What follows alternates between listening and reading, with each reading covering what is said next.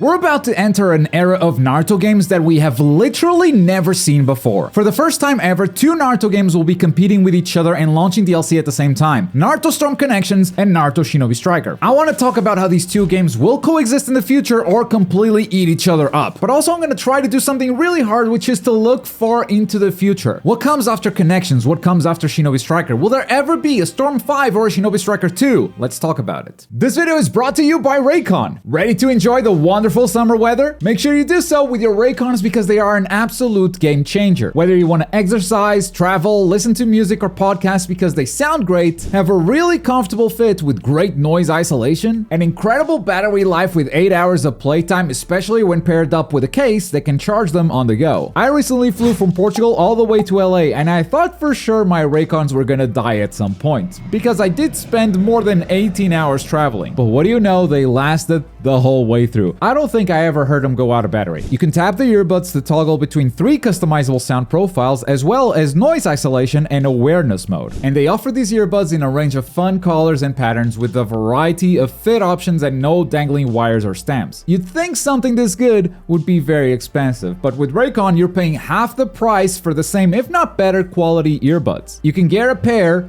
plus a spare and still spend less than you would with some of those other options out there. Raycon was co-founded by Ray J, and celebrities like Snoop Dogg are obsessed with Raycons. And if that wasn't enough to convince you, they have over 50,000 5-star reviews. If you're ready to get your Raycons, we've got a 15% discount for you if you use my link below, buyraycon.com/Globku, and you'll also be helping out the channel if you use that link. So you can find it in the description below, and thank you Raycon for sponsoring this video.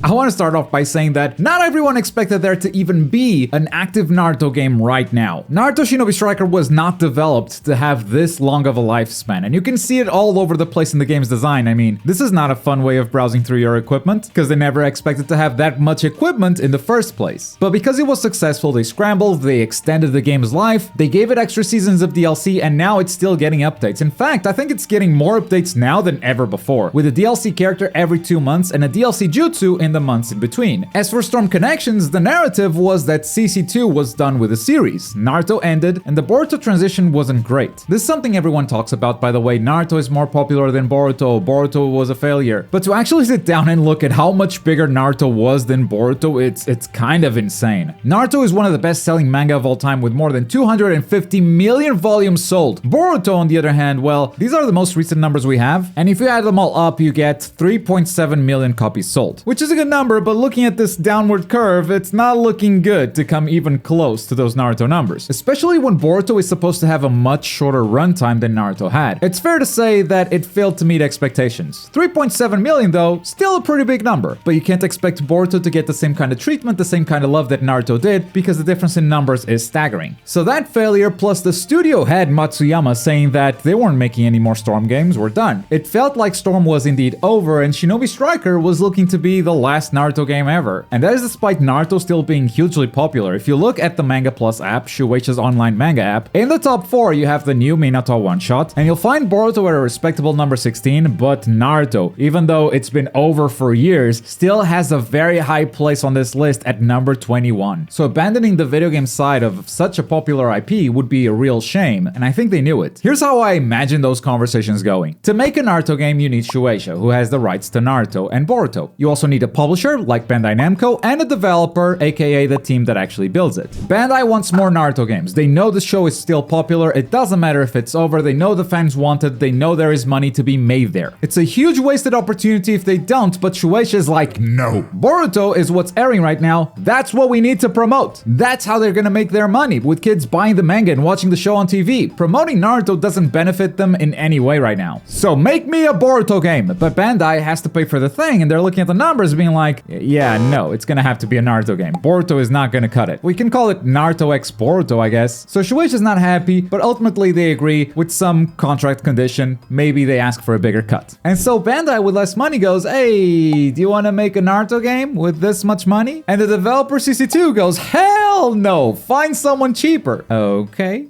Hey yo, Spike, what are you knuckleheads up to? I kind of imagine that's how we landed on Shinobi Striker 2, because Soleil was a brand new studio. They had 0 games to their name back when they were hired to make Shinobi Striker. The one game you could maybe associate with them was the mess called Devil's Third, because it was made by Valhalla Studios and Soleil is a subsidiary of Valhalla. But yeah, even that is a stretch. But fast forward to the present, or let's say the near future. Shinobi Striker is here. It's on its 6th season of DLC with the season 7 confirmed, and Naruto Storm Connections is also about to release. And that's a game that's going to be supported for a long time. Balance patches, content updates, new characters. So for the first time ever, we're going to have 2 Naruto games being updated side by side, and both from the same publisher. This is unprecedented in the Naruto series, but we have seen this before with Dragon Ball. Back in the day, we had Xenoverse 2 DLC releasing at the same time as Dragon Ball FighterZ DLC. But since both player bases were pretty different, and also the DLC dates were very well kept apart, it didn't feel like they collided much. Then we had Xenoverse DLC with Kakarot DLC, and then we had Xenoverse DLC with Dragon Ball The Breakers DLC. Damn, Xenoverse too powerful, please nerf. But this is not a problem if the player bases are different, or if the release dates for DLC are far enough apart that they don't collide at all. But I don't think that's possible for Naruto. First of all, I think the player base overlap is much bigger than in Dragon Ball. When Shinobi Striker came out, every Storm player tried it. It may be hard to remember now, but by the end of Storm 4, players were sick of the Storm formula. Absolutely tired of it and looking forward to something new. It just so happens that Shinobi Striker was not that something new that they were hoping for. Now, a lot of players obviously stuck with Shinobi Striker, that's why it's very successful, and that's why I think the majority of Shinobi Striker players right now were at some point Storm players too. So the overlap here is insane, and there's no telling how many players will leave Shinobi Striker once Storm Connections comes out. So the overlap is much bigger than in Dragon Ball, but also Shinobi Striker DLC doesn't leave much space for Connections DLC, because the pace is just on another level. Xenoverse 2 was releasing a new DLC character every 4 to 6 months, and Dragon Ball FighterZ was releasing a new character every 2 to 3 months of an active season. This leaves a lot of space between releases that you could fit the 2 games in a single calendar year without them colliding with each other. Shinobi Striker, on the other hand, has a major update every month. And that's really good, don't get me wrong. I mean, just imagine your favorite game gets a major update every month, that's awesome. But that doesn't leave a lot of space for Naruto Storm Connections DLC. So these 2 will eventually eat each other up. There will be overlap, there will be a lot of players having to choose what to play, and keeping up with both will be hard. So what we could see in the future, in my opinion, is Shinobi Striker DLC slowing down. If there is a Season 8 of DLC, we might not get a major update every month. I'm kind of surprised they did this for Season 6 and 7, to be honest. We're kind of spoiled right now. But moving forward, they might slow down to give Connections enough space to shine, or simply because they don't have a choice, because they might see DLC sales slowing down to a halt. But that also depends on how often Connections releases updates. CC2 hasn't been doing this DLC season pass kind of thing for very long. They're doing it with Kakarot, but that's a very different kind of game. So the closest comparison we have right now is JoJo's Bizarre Adventure All-Star Battle R. They are releasing a new character every 2 to 3 months, which I think is okay for JoJo, but that's not going to feel like a lot for Storm Connections. Simply because the characters in Storm are not that complex, it doesn't take you weeks to figure someone out. So I think if they release a character pack with 2 or 3 characters every 2 to 3 months, that's a very good pace. But a single character, it doesn't feel like it will be enough for Storm Connections, but we'll see. But the biggest question I have right now is, what is the future of Naruto games? Will we ever see a new Naruto game concept, something we've never seen before? And will we get a sequel to Shinobi Striker, a Shinobi Striker 2, or a Storm 5? And I think the answer is yes, to all of the above, but for very different reasons. Let's talk about new Naruto games first before we get to the sequels. It's really hard to tell right now, but I do believe that yes, at some point, we'll get a new concept. Probably something lower budget with a Boruto focus, maybe even just a mobile game to test the waters. I think the days of taking big risks with the Naruto IP are behind us. I think Bandai is mostly gonna play it safe, but since Shueisha wants to push Boruto, we might see some experiments there. As for Shinobi Striker 2, yes, I think that is probably the safest bet in this entire video, even safer than Storm 5. That studio has learned so much about running a game like this in the long term that if they get the chance to do it right, they could really blow it up, the same way Xenoverse learned from the first game and made a sequel that has lasted for years. An absolute money-making machine for Bandai. In fact, I think we could see a free-to-play Shinobi Striker 2, because most of the revenue comes from DLC anyways and Moonlight Scrolls. It's a free-to-play model already, it just needs to be more popular. And I could see them rebuilding the game from scratch in a way that allows them to deliver more significant updates. They're pretty good at adding new jutsu and new characters already, but being able to deliver on new game modes more often, or new ways to play with the systems they have, that is something that will probably require a sequel. I've said it many times, but Shinobi Striker is just begging for a Battle Royale mode with the way its mechanics are. And players have been asking for 1v1 modes as well. I think if that stuff was easy to update and put into Shinobi Striker, they would have done it already, instead of just characters and stages all the time. So I think building a game from scratch might allow them to do that, because no one was ready to have Shinobi Striker be active for such a long time. As for Storm 5, I don't like saying this, but it kinda depends on how Storm Connections does, not only at launch, but over time as well. Connections is something of an experiment for Bandai too. It's the first time they'll do an arena fighter with long-term DLC plans. So it's kind of a lose-lose situation for players, because if we don't support Storm Connections, then we definitely won't see Storm 5. At the same time, supporting Storm Connections might just make Storm Connections last for longer. But maybe that's a good thing, who knows. I have no doubts that Storm Connections will do really well. Storm 4 is still an active game to this day, without any updates, and no matter how much hate you hear online, that's a very vocal minority. At the end of the day, Connections will sell well, and players will stick with it, even if the netcode sucks, even if it has all the same problems that Storm 4 already had. It's a breath of fresh air with all the little new adjustments they've made and the new characters they're adding at release and over time. And if that plan goes well, then yes, I believe Storm 4 will happen a few years into the future. Let's say after season 4 or 5 of DLC. We're talking way into the future, probably. At that point, you could even get a story mode that covers the entirety of Boruto, even if the game's cover still has a Naruto focus, because unfortunately for Shueisha, that will always be the moneymaker, no matter how much they want to push his son. But that's what I think of the future of Naruto games. What's your take on all this? Let me know in the comments below. And also, do you think anime games got worse recently, or is that just an impression?